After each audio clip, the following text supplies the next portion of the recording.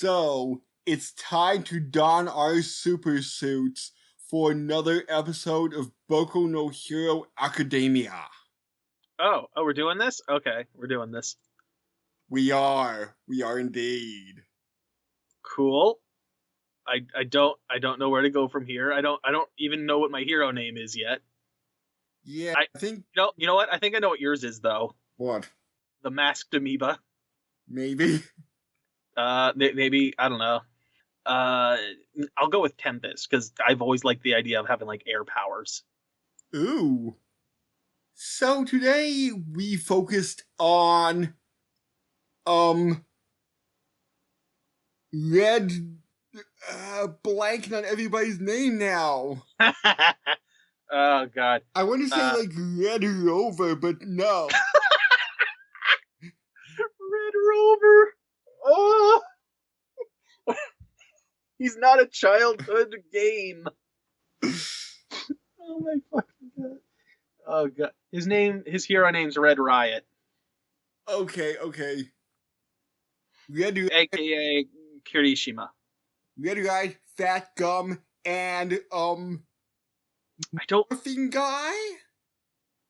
I believe it was Sun Eater or something like that. Sun Eater, correct.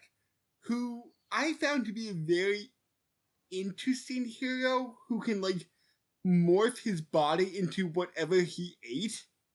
Yeah, and I'm curious how much of it is intentional, because he said he didn't need wings and he had like chicken wings and legs. But he did eat takoyaki, so he did have like he had octopus fingers. Yeah. Which makes me wonder, like, does he have control over which parts show up or not? Or did that just happen by mistake? And when I was watching this, I just had a flashback to... Animorphs? Oh my god, I forgot Animorphs. Jesus.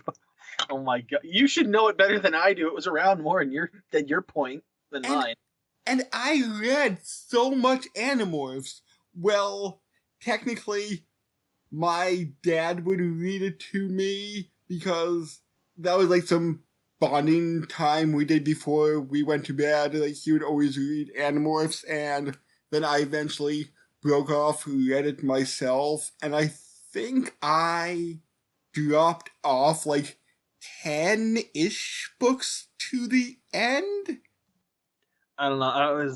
I remember, like, I used to read them in elementary school. I barely remember them at this point. I was way more into the Goosebumps whenever those were available too in the library. I think...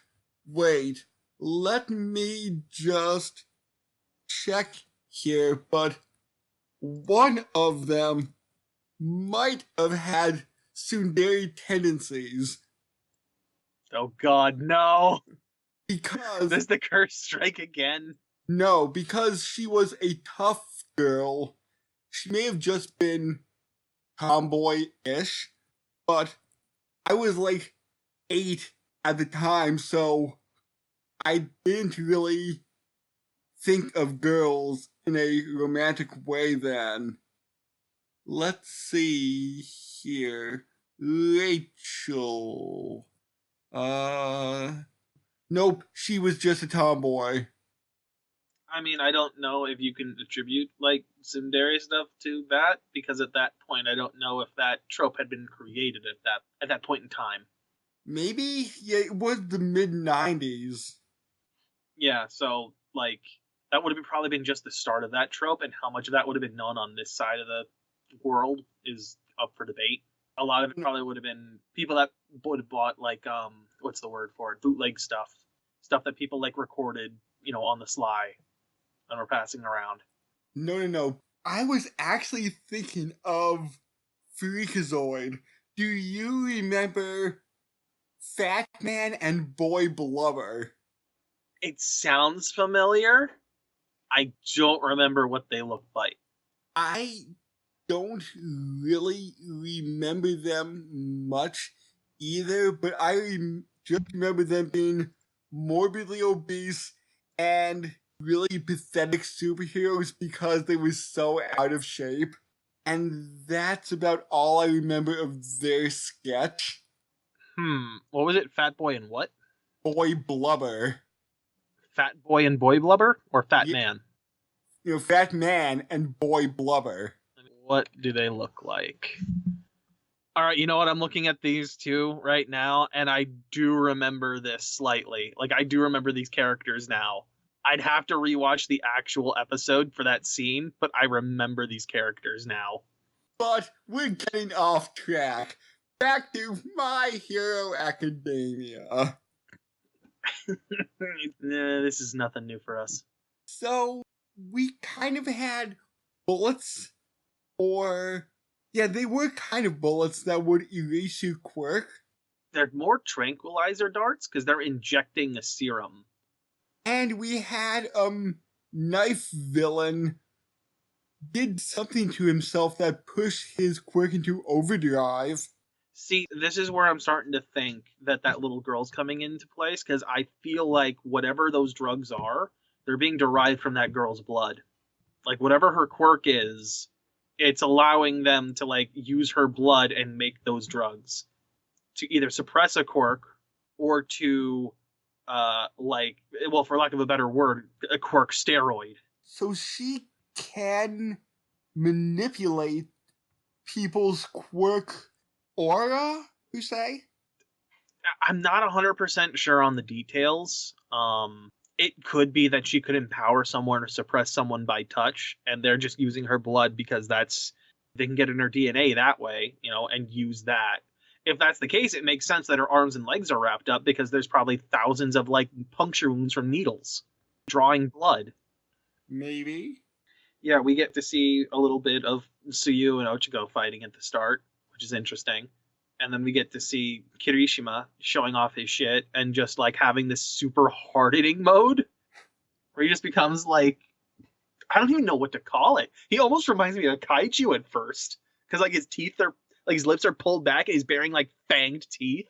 I did find that cool that he, like, psyched himself up and became harder and harder without any sexual innuendos. All of them. All of the sexual innuendos. Well, of course not, because he does have that thing for Bakugo, so he might like guys. So he might be, sexually innuendoing those phrases right there. And I just loved at the ending where Bakugo was just so upset having to hear everybody doing better than him and getting farther ahead. He was so infuriated. Just so mad. Like, shut the hell up, I don't want to hear it. I wonder if he will get any episode to himself down the line. Oh, I'm sure he will. I'm just not sure what that's going to be or when. We got to see that dude who apparently could only, bring out a blade about 10 centimeters or so, and once they injected that drug, all of a sudden they were, like, everywhere. Even, like, out his eye. Yeah, even out his eye. But yeah, he's, like, got those blades coming out of everywhere. That was mostly it for that part. It was just more or less Kirishima showing off, Sun Eater getting hit, and us finding out about confirming what the suppressing was, which we kind of assumed at the start with Shigaraki when they met up there and fired. So it was more or less confirmation for us on that one. The drug thing was new. We didn't know about that, about the steroid, essentially. I'm trying to think, what else? Did we learn anything else, really, in this episode? No. Overdrive and Hand Guy. Shigaraki, yeah. Shigaraki. Yeah, they're meeting up. Shigaraki wants to know the plan, and he wants to know, he wants to be able to move, independently of them, like not direct control, but more partners, rather than being an underling. So it seems that you were right, that they'll both infight to become, like, the more superior villain. I feel like that's what it's going to come down to. I feel like, based on what we know and how this is probably going to play out, here at this point is my prediction of how this is going to turn out. Overload's going to go down. His plan's going to get screwed over. And he's going to have nowhere else to go but to fall in line underneath Shigaraki by the end of this thing. Overhaul? Is that his name? Is it Overhaul or Overload? I thought... Wait, let me just... I don't remember. I might be screwing it up. I don't know. It is Overhaul. Okay, Overhaul's going to have his plan destroyed, and he's going to have to fall in line underneath Shigaraki. Like, he's got to have nothing at that point. Because it's either that or get jailed. And Higaraki can make things just fall apart. Shigaraki. Oh, Shigaraki. There you go. Yeah, he has decay. Okay. So we have that little thing. We'll probably get some kind of confirmation on that next episode. Although it looks like with that preview that we got, there's going to be some combination of the three main hero agencies working together to storm the building, I guess, that Overhaul's got going on. Yeah. So whether or not next episode's just, the planning phase, or if it starts going in on that right away, we'll find out. So with these suppressor and enhancer, do you think that will play out down the line? Well, as what? As, maybe so he could get ahead of everybody, Bakugo might take some and then... I don't see Bakugo doing that. He's too prideful. Oh, yeah. It'd be like Vegeta forcibly taking drugs to be stronger than Goku. I was just thinking, no, wait, he's like Vegeta. Yeah. There's no way he would do that. It wouldn't be a victory for him. Do you think any hero might take them? I believe they're technically illegal based on what dialogue we got. So I don't think any hero would take them unless that hero, was on borderline going evil anyway. Okay. However, I would definitely see it flooding the black market, which is what I suspect is part of Overhaul's plan. There's got to be a reason that guy, that knife dude or blade dude went nuts and had some. I have to assume that he's going to be trying to flood that market and just swarm heroes. Because what are they going to do when they have all of these overly powered villains with ridiculous quirks? And that was just on a guy who had a shitty quirk where it could only bring blades out 10 centimeters. And it did that. What's that going to do to a guy that's got an actual threat of a quirk? Oh, yeah. Let's take Bakugo, for example, like you were talking about, right? We've already seen him launch off massive explosions. If he takes that, what's that going to do? Is he going to start setting off city-wide explosions at that point? Damn. Let's say, oh man, let's just go with, I'm trying to think of another one that would be, let's go with, Eraserhead. If he takes that, is he literally going to be able to just freeze literally everyone in his line of sight and stop their quirks right there? Because right now, I think he can only focus on one or two at a shot to stop their quirks. That might be good if he's encountering a legion of powered up villains. Yes, but that would also mean he has to take it himself, in which case, for all we know, long-term effects might be literal drug addiction. Or for all we know, it's a drug that could kill you. Because I have to assume that the drug has to have some physical consequence to using it. In the case of a weaker quirk, maybe not so much, because the quirk is a weak one to begin with. So multiplying a weak quirk times 10 isn't going to cause an issue, right? But if you multiply a stronger quirk times 10, it's going to have a lot of backlash. Right. Kind of like the Kaioken. So do you think we'll eventually figure out that these are made from Aries cells? That's your name, right? Yes. Aries cells somehow, whether it is her blood or something? I've got a strong suspicion that's going to be the case. Before or after they decide to save her? What, that we're going to get confirmation on that? Yes. Or I have a feeling we're going to find out when they storm her, the base. Assuming Overhaul doesn't somehow manage to, erase what he was doing. Whether that's, caving in the base, because he said a lot of his stuff's underground. I would assume that, guessing that he doesn't, erase the evidence in some way, shape, or form, they're going to find out when they storm it. But all in all, this was a pretty good episode. Good animation, good chance to shine for Kirishima.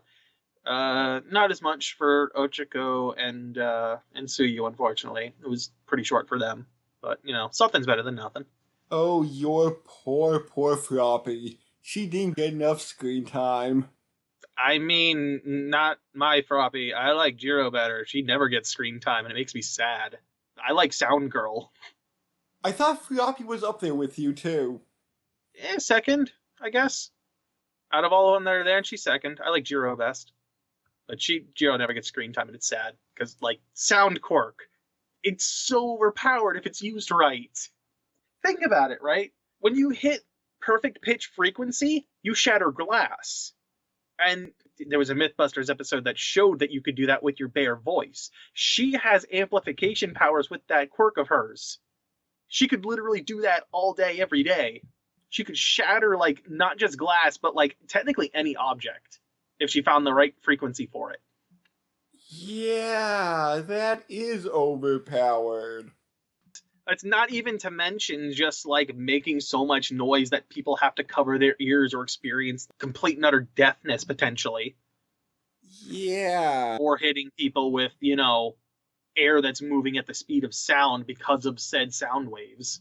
Hell, I think she'd even be able to pump sound into the ground and potentially, if I'm correct on the science on this, which I might not be, create mini earthquakes. Hell, she'd be great at radar. She's shown that she can do that. She's listened into people and been spy kind of levels. She could definitely do radar. Kind of like echolocation, actually. I could see that. That quirk can be applied in a lot of different ways that are not just destructive. And I was just thinking, they could do a My Hero Academia JoJo crossover where the stands become quirks. I mean, don't we already have that with Dark Shadow? Kind of? He's just... I don't think we discussed this since watching JoJo Part 3, but isn't he just a stand user? Yes? He's just a stand user, except the stand is attached to him. That's it. That's the only thing. But you can have Crazy Diamond as a stand, as a quirk where you just punch things to put them together. Yeah, you can just apply those ridiculous powers to the person themselves, of course.